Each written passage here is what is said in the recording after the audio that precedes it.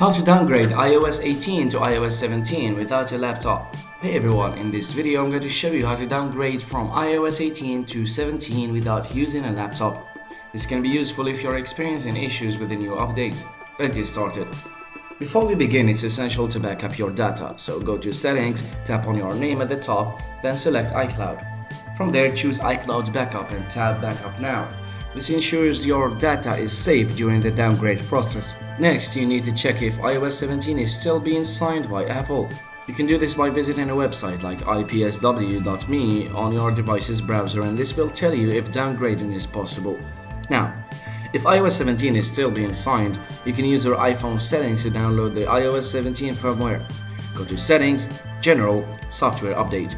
If iOS 17 is available, tap Download and Install. If iOS 17 is not available in the software update section, you'll need to enter recovery mode. So to do this, turn off your iPhone, then press and hold the volume button up. Now, followed by the volume down button.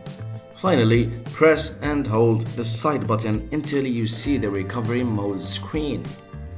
While in recovery mode, your device will prompt you to either update or restore, so choose restore and this will erase your device and install iOS 17.